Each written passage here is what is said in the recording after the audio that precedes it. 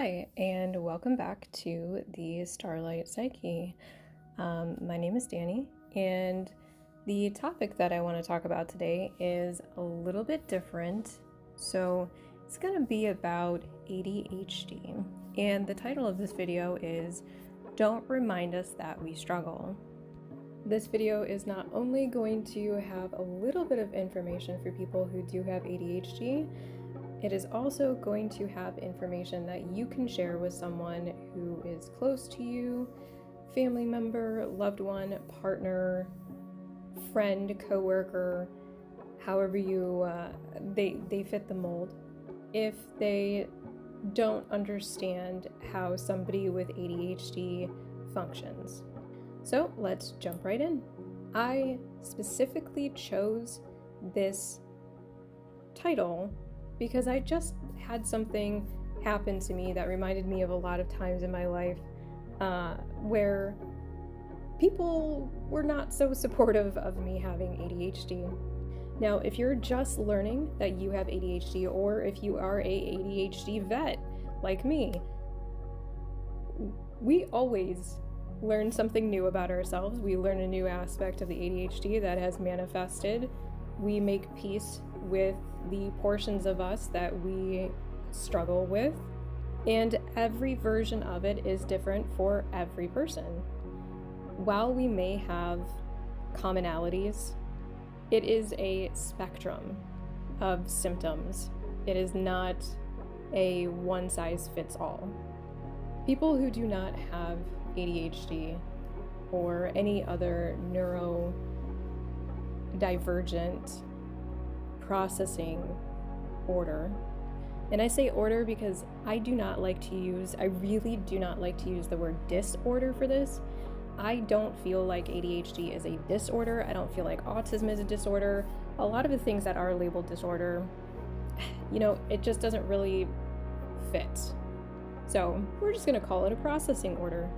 And people who are neurotypical, they don't fully understand. There are some who will do their research, but typically on a generalized basis, the majority of neurotypical individuals do not fully understand how difficult it is for somebody with ADHD, doesn't matter the degree, but somebody with ADHD to function, just simply function on a daily basis. So while they are able to get up, go to work, do their things, feel complete, or maybe they don't, I don't know, we're not going to get into that right now, but they do their stuff and they get it done. They have their hobbies and they complete them, they enjoy them, they got all that together. But for those splendid, selected, chosen ones of us, we have been blessed with a very spicy brain. And our spice likes to simmer throughout every aspect of our existence, just spreading smoky flavorings of this and that, and I'm gonna start a new hobby. Oops, nope, I'm gonna forget that hobby. Wait, I remember the hobby that I forgot, but I'm in the middle of another hobby, so I'm gonna finish this hobby. No, wait, I'm gonna go do laundry. I gotta put the cups away.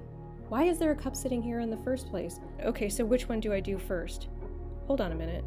What was that video that I saw, like 3 weeks ago? No, the cups. Wait, no, it was laundry. Why am I in the bathroom? It is that painful. And if listening to that reminded you of something that you have experienced, you might want to go talk to someone about you having ADHD, possibly getting medication for it if you feel called to. It is not for everyone. It is not a requirement. Since there's nothing wrong with you, you don't have to take it, but it's up to you what you want to do with your life. I do take medication for the ADHD that I have. I was actually diagnosed with ADHD when I was 26, and I wish I could have been diagnosed as a child to have that support system, to potentially have had a better success rate in school, but I digress, we're not going back there. So if you feel that you need to have medication, talk to a psychiatrist, psychologist, psychiatrist. You're gonna have to figure that part out. I always get those two mixed up. You know, if you want the medication, feel free, but if not, then that's okay. Just accept it. Just accept you have ADHD and accept the spiciness of it, because there are beautiful things with it and there are struggles. One of these struggles that popped up in my life today,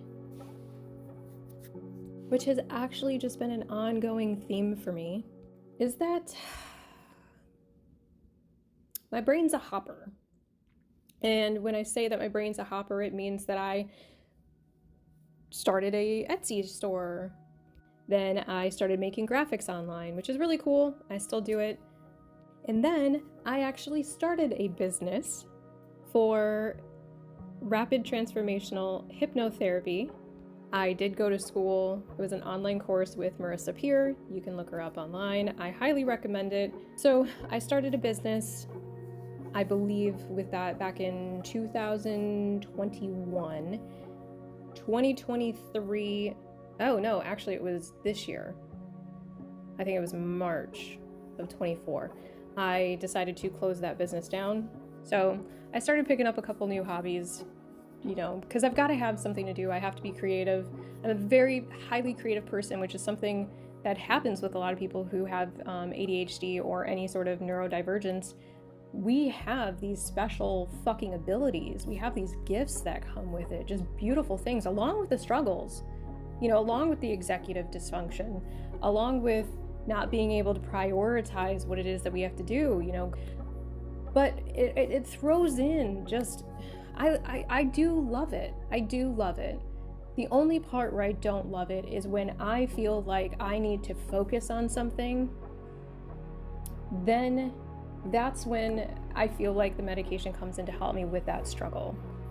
Especially when it comes to things like hobbies or trying to figure out my career, what it is I want to do with my life.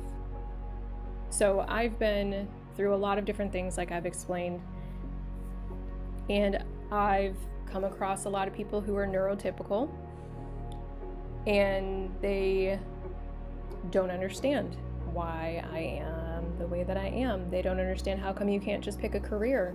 Why is it difficult for you to get dishes done along with manage other things in life? How come you can't exhibit time management? We're always late. You're always late. Again, another hobby. What happened to the last one? You didn't finish that one, did you? What happened to your business? And you get all this stuff just getting thrown at you, and you're like, well, it's fucking paralyzing. It hurts.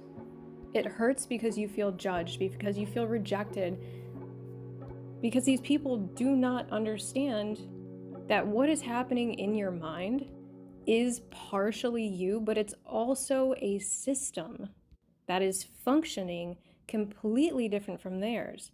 And while they cannot see that you are actually achieving a lot of different things, you are evolving yourself, you're understanding new aspects of yourself, you're discovering new gifts and abilities. They just see it as complete fucking chaos. But I think the chaos is really beautiful. I was having a conversation, and you know, I've had this come up multiple times with other people where I start, you know, they check in and they're like, oh hey Danny, what's going on, how are you? And I tell them, you know, what it is that I'm doing, and they're like, oh well, last time I talked to you there was this, and what happened with that? And then I'm like, oh well, you know, it just kind of wasn't. And I feel like I have to create some sort of, I don't know, rational explanation when really I don't fucking have to explain anything, and neither do you. But I just tell them, you know, it didn't work out, it wasn't my thing. And they're like, oh well, you know, there are a lot of things going on, and how do you even know if this new one is gonna stick? Aren't you just gonna jump to another one? Hope you don't lose your interest this time. Oh, so is this gonna be like your other two businesses that you didn't complete? You know, it's hard enough having to deal with the ADHD mixed with the fact that we jump around to a lot of different things. The fact that we struggle to complete basic everyday tasks, let alone the things that we truly fucking love to do. Everything that I've done is something that I've loved to do. But I evolve.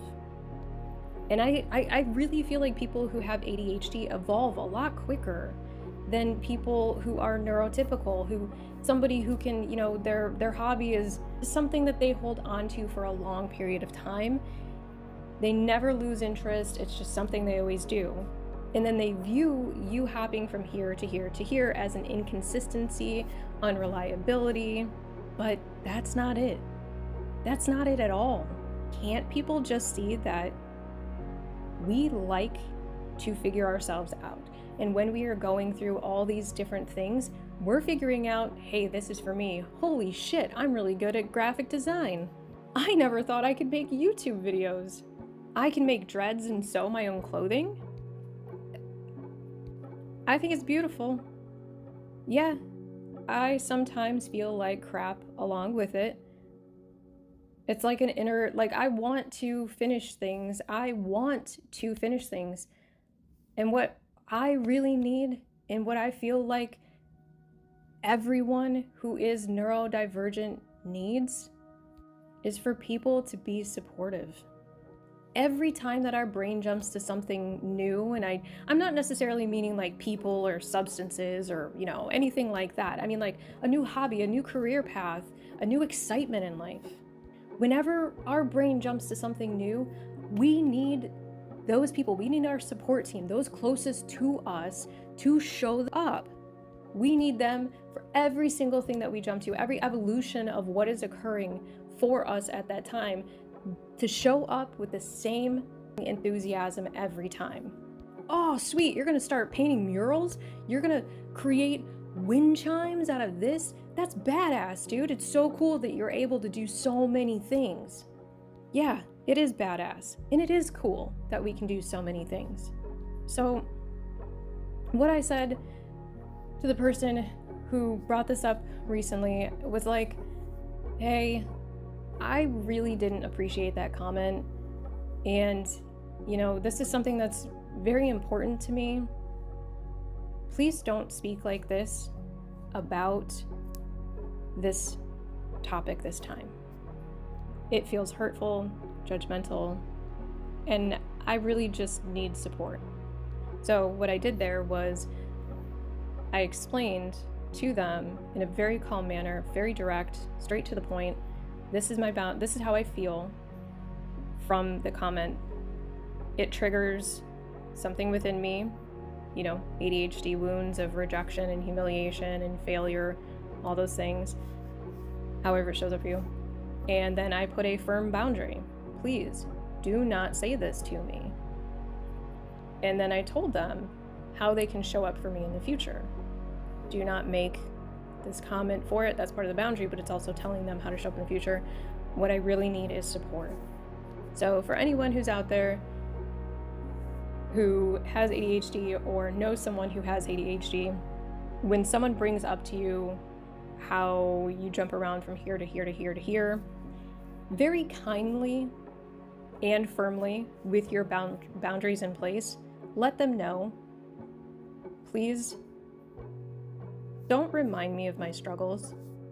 And if you're a neurodivergent or neurotypical showing up and you have someone in your life who is neurodivergent, has ADHD, autism, however it is, and you want to tell them that they are struggling, please put in the time and effort to tell them very kindly, I noticed that this occurred. I just wanted to check in with you on how you are feeling. Do you need support on this topic? I know that you have a hard time with your focus at points, and I know that that does not make you feel good, that you struggle to keep focus in one interest for a long period of time. So is there anything I can do for you to help you during this new venture? So that way, if your goal is to stick with this long term, you will be successful. But please do not harshly remind us of the struggles that we are already aware of. So, That's all I wanted to talk about. I've got things to do today, and I'm sure that you do as well. I just want to say thank you so much for being here to my new channel. I appreciate every single person who does show up here. Hopefully you learned something maybe along the way, if not just to have someone in the background to listen to. And as always, every single like, subscribe, and share really does matter, so that way all of this information will reach as many people as possible. Put on the notification bell because you do not want to miss anything. And I will see you next time here at the Starlight Psyche.